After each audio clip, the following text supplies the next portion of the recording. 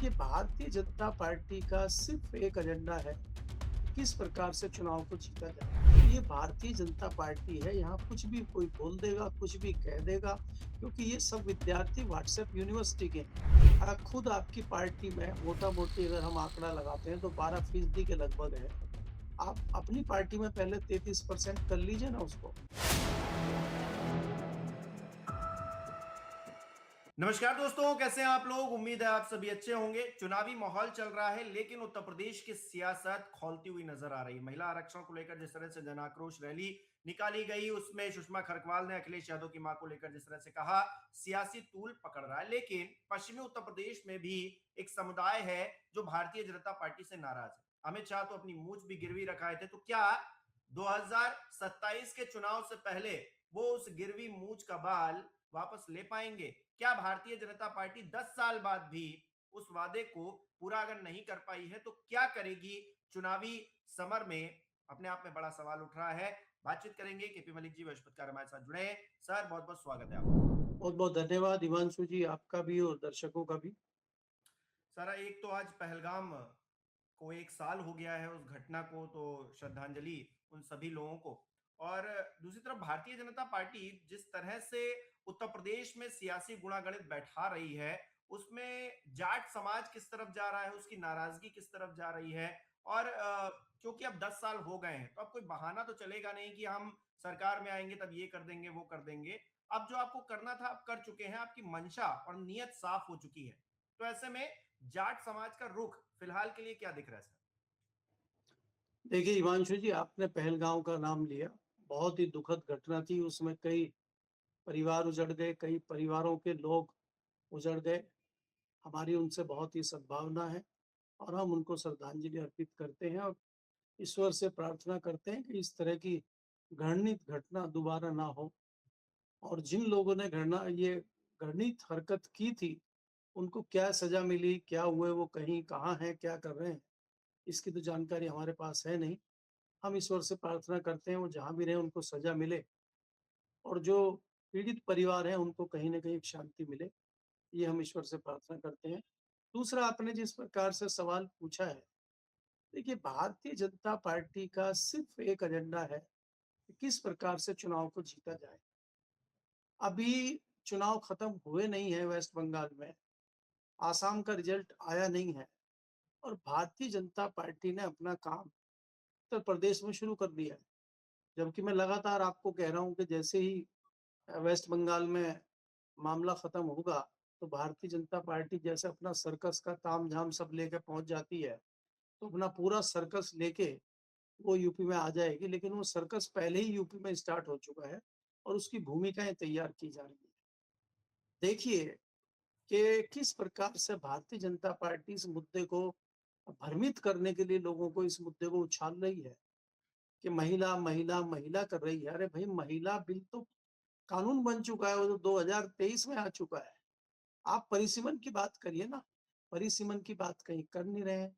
जो अनपढ़ महिलाएँ भारतीय जनता पार्टी में हैं, वो गालियाँ दे रही हैं, वो अखिलेश यादव को उसकी माँ की याद दिला रहे हैं कि अपनी माँ का अपमान कर रहा है।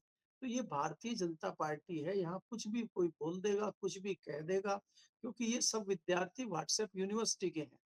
तो व्हाट्सएप यूनिवर्सिटी में जो आ जाता है, वही ये पढ़ देते हैं। आपने देखा कि जो नोएडा में हरकत हुई थी, जो लेबर सड़कों पे उतरी थी, मंत्री जी को लिख के दे दिया था प्रचार विभाग ने कि इसमें बोल दीजिए कि भई जो है पाकिस्तान का हाथ है और फलाना है, ढिमका, उन्होंने वही पढ़ के बोल दिया। अपना दिमाग बुद्धि तो लगाते नहीं है ये, या शायद है ही नहीं। तो इस तरह की चीज़ें भारतीय जनता पार्टी में जो देखी जा रही है, मुझे लग रहा है ये दुर्भाग्यपूर्ण है। महिला बिल पास हो चुका है और जिस महिला बिल की आप बात करते हैं, खुद आपकी पार्टी में मोटा-मोटी अगर हम आंकड़ा लगाते हैं तो 12% के लगभग है। आप अपनी पार्टी में पहले 33% कर लीजिए ना उसको। आप दे दीजिए लोकसभा की टिकटों में, अभी विधान आप घोषणा कर दीजिए। ये नहीं करेंगे, आप घोषणा कर दीजिए 2027 के चुनाव में भारतीय जनता पार्टी टिकटों का बँटवारा 33% महिलाओं को करेगी। बोलिए, ये नहीं बोलेंगे। इनको क्या करना है, महिला-महिला करके इनको दूसरी पार्टियों को भ्रमित करना है, उनको गालियाँ देनी है, देश की महिलाओं को भ्रमित करना है। इस तरह की चीज़ें भारतीय जनता पार्टी करती रही है क्योंकि जुमलेबाज पार्टी है। अब आप अगर देखेंगे जो आपने एक दूसरा सवाल जाटों का पूछा है, पश्चिमी उत्तर प्रदेश का जाट भी कहीं न कहीं भारतीय जनता पार्टी से कई मुद्दों पे नाराज़ है। आपने देखा था कि प्रधानमंत्री की रैली यहीं से शुरू होती है, चाहे वो 2017 का चुनाव हो, चाहे वो 2022 का चुनाव हो, चाहे वो 2024 का चुनाव हो, चाहे वो 2019 का चुनाव हो। ये सारे चुनाव में पहली रैली प्रधानमंत्री की मेरठ होती है, क्योंकि वेस्टर्न यूपी से ही टेम्पो बन के चलता है। और जब भी वो वेस्टर्न यूपी में आते हैं, तो वो बड़ी-बड़ी घोषणाएँ करते हैं, जाटों की, चरण सिंह की, किसानों की, गन्ने की, उसकी, सबकी करते हैं और बाद में वो जुमलेबाज़ी सिद्ध होती है। तो ये हुआ था कि चुनाव में कई बार ये हुआ कि जो जाट नेता थे या संगठन के लोग थे या पंचायतों के लोग थे, उनकी मीटिंग अमित शाह से हुई थी। कुछ उसमें जाट नेता भी थे, राजनाथ जी भी उसमें थे और उन्होंने ये कहा था कि भई कांग्रेस के ज़माने में जो आपको जाट आरक्षण मिला था और उसने कोर्ट ने उसमें कुछ तकनीकी पहलू बताते हुए उसको रिजेक्ट कर दिया था। हमारी सरकार उसको आपको वापस दिलाने का काम करेगी और अगर आपको विश्वास नहीं है तो आप मेरी मूंछ का बाल रख लीजिए। तो ये अमित शाह जी की मूंछ का बाल गिरवी पड़ा हुआ है जाटों के पास। तो जाटों का कहना ये है कि 2027 के यूपी के चुनाव से पहले हम चुनौती दे रहे हैं कि अमित शाह जी अपना जो गिरवी बाल हमारे पास रखा है मूंछ का वो ले लें और हमारा आरक्षण दे दें। और अगर आप आरक्षण नहीं देते हैं, तो फिर जाट समाज सड़कों पे उतरेगा। इस तरह का जाटों का विचार है। दूसरी तरफ अगर सियासी तरीके से देखते हैं, तो चौधरी चरण सिंह के वंशज हैं, जयंत चौधरी, वो भारतीय जनता पार्टी में गठबंधन में साथ में हैं। वो लगातार रैलियाँ पश्चिमी उत्तर प्रदेश में कर रहे हैं, लगातार चुनावी माहौल बना रहे हैं। जबकि अभी ये भी कन्फर्म नहीं है कि उनका गठबंधन विधानसभा में भारतीय जनता पार्टी के साथ रहेगा कि नहीं रहेगा। खुद भी इस बात का वो दावा नहीं करते कि हमारा कन्फर्म गठबंधन है। वो प्रोग्राम कर रहे हैं, वो रैलियाँ कर रहे हैं, क्योंकि पिछले दिनों जब-जब हम देखते हैं, कई सारी ऐसी तल्खी जो स्थानीय नेता है भारतीय जनता पार्टी के नेताओं में और राष्ट्रीय लोकदल के नेताओं में उस प्रकार का तालमेल दिखाई नहीं देता, जिस प्रकार से कई गठबंधन और एनडीए के दूसरे जो घटक दल हैं, उनके बीच में होता है। तो कहीं न कहीं ये तल्खी जो बनी हुई है राष्ट्रीय लोकदल के और भारतीय जनता पार्टी के कार्यकर्ताओं में, नेताओं में, क्या उससे उनके नेता सहमत हैं कि नहीं हैं? क्या नेता को जानकारी है कि नहीं है? इस बात का भी अभी आकलन होना है और उसके बाद ये है कि आरएलडी अकेले लड़ेगी या किसी दूसरे सियासी दल के साथ गठबंधन करेगी या भारतीय जनता पार्टी के साथ ही रहेगी। ये तस्वीर भी अभी साफ होना बाकी है। जी। हुँ। अच्छा, महिलाओं को लेकर क्या रुख नज़र आ रहा है? क्योंकि भारतीय जनता पार्टी तो ये प्रचारित करने में लगी हुई है कि अ, विपक्ष जो है वो महिला आरक्षण के पक्ष में नहीं है। लेकिन जिस तरह से लोग बात कर रहे हैं, हम लोग बात कर रहे हैं, जो समझदार वर्ग है, जो थोड़ा-सा अगर इस पर रिसर्च कर लेगा तो समझ में आ जाएगा कि भारतीय जनता पार्टी किस तरह से खेल करने की कोशिश कर रही है। और सुषमा कक्कड़ ने जिस तरह से ज़िक्र कर दिया अखिलेश यादव की माँ का, उसके बाद अखिलेश यादव ने भी ट्वीट कर उसका जवाब दिया। बड़े सम्मानजनक सलीके भरे शब्दों में उन्होंने जिस तरह से उनको कहा, तो वो दिखा रहा है कि भारतीय जनता पार्टी इस मुद्दे पर एग्रेसिव होकर विपक्ष को घेरने की कोशिश जो कर रही है, उसमें नाकाम हो रही है। तो ऐसे में जो महिला समाज, जो 50% आबादी है, वो अपने आप में निर्णायक भूमिका निभाएगी। जाट समुदाय तो अपने आप में एक अलग पहलू हो ही गया।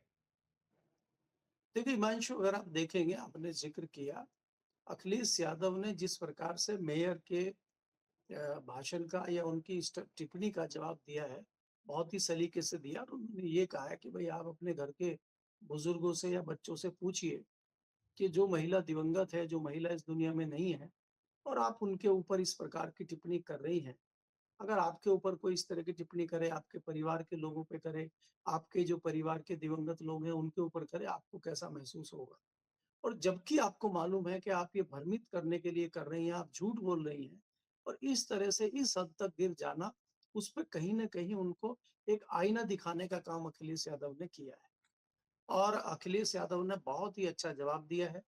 हालाँकि कई जो सियासी दल हैं, नेता हैं, वो इस तरह का जवाब देते नहीं हैं।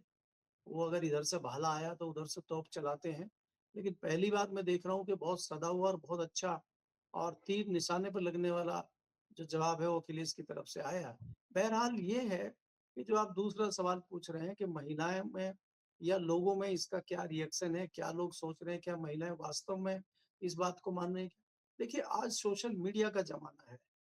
आज अगर भारतीय जनता पार्टी भ्रमित कर रही है, उनके जो गोदी मीडिया हैं, उनके जो चैनल हैं, वो भ्रमित कर रहे हैं, लेकिन सोशल मीडिया कहीं न कहीं आईना दिखाने का काम करता है। अब जैसे हुँ, हम बात कर रहे हैं कि भई वो तो 2023 में हो चुका है बिल, अभी तो परिसीमन की बात कर रहे हैं। आप महिला बिल के पीछे खड़े होके कहीं न कहीं परिसीमन करना चाहते हो और बहाना आप महिला बिल का ले रहे हो, तो इसको कैसे आप करेंगे? तो ये कहीं न कहीं क्लियर चीज़ें हो रही हैं। अब इतने भी अंधे लोग नहीं रह गए हैं कि किसी के कुछ भी कहने से कर लेंगे। तो मुझे लगता है कि उत्तर प्रदेश की महिलाएँ भी जागरूक हैं। उत्तर प्रदेश ही नहीं, पूरे देश की महिलाएँ जागरूक हैं। वो भारतीय जनता पार्टी के इस सगुफे में फँसने वाली नहीं है, कि वो ये सोचें कि भई भारतीय जनता पार्टी ने कहा है कि महिलाओं का अपमान हो रहा है। मैंने पहले ही कहा अगर अगर आपको सम्मान करना है महिलाओं का, तो सबसे पहले अपनी पार्टी में लागू कर दीजिए। आप लागू तो कर नहीं रहे, दे तो कुछ नहीं रहे हैं। उल्टा जो है बयानबाज़ी, भाषणबाज़ी और सड़कों पे उतरने का काम आप कर रहे हैं, जुमलेबाज़ी आप कर रहे हैं चुनाव में जीत हासिल करने के लिए। तो ये खाली टूल आपने बना लिया है चुनाव में जीतने के लिए, क्या वास्तव में धरातल पे कुछ करने वाले हैं, इसकी उम्मीद लोगों को कम है और उसमें महिलाएँ भी पीछे नहीं है इस बात को समझने और जानने में। जी। हुँ। अच्छा सर, कोटा विदिन कोटा यानी कि जो महिला आरक्षण मिल रहा है, उसमें भी माइनॉरिटीज़ को ज़्यादा प्रायोरिटी मिले, इस बात को भी अगर कोई उठा रहा है, तो समाजवादी पार्टी उठा रही है। ये कहीं न कहीं भारतीय जनता पार्टी के लिए और मुसीबत वाली चीज़ होने वाली है। नहीं देखिए इसमें ये भी बात है, कई लोगों ने उठाई है, उसमें समाजवादी पार्टी भी है। कि अगर आप खाली महिला बिल की बात करेंगे तो उसमें तो महिला जो स्वर्ण महिलाएँ हैं या स्वर्ण लोग हैं उनकी पत्नियाँ आ जाएँगी टिकट लेके। तो उसमें भी ओबीसी का और पिछड़ों का एक कोटा होना चाहिए कि उसमें इतनी महिलाएँ पिछड़ी होनी चाहिए, इतने दलित होने चाहिए, इतनी ओबीसी वर्ग से होनी चाहिए। इस तरह से उसका आकलन होना बड़ा ज़रूरी है। और इसमें इतनी जल्दीबाज़ी क्या है? भई अगर आपको करनी थी ये सारी चीज़ें जो 2023 से अभी तक का ये तो 3 साल हो गए, इस पीरियड में आप करते। और अगर नहीं है तो चुनाव के बाद आप करिए। अभी जातीय जनगणना आप कर रहे हैं, जो जनगणना 26 में चल रही है, इसमें आपका कहना ये है कि हम जातीय जनगणना कर रहे हैं। तो ये तो लगातार नारा लगता रहा है कि जिसकी जिसकी जितनी संख्या भारी, उसकी उतनी हिस्सेदारी। तो जिसकी जितनी हिस्सेदारी है उसको सही तरीके से मिले और उसकी जनगणना हो रही है, तो आंकड़े साफ हो जाएँगे 2 साल के अंदर-अंदर। तो 2 साल के बाद दीजिए आप, अभी कौन-सा आपको चुनाव में जाना है। चुनाव की तैयारी तो आप 29 में कर रहे हैं ना, तो 29 से पहले ये चीज़ें आपके पास आ जाएँगी और 29 में आप लागू कर दीजिए।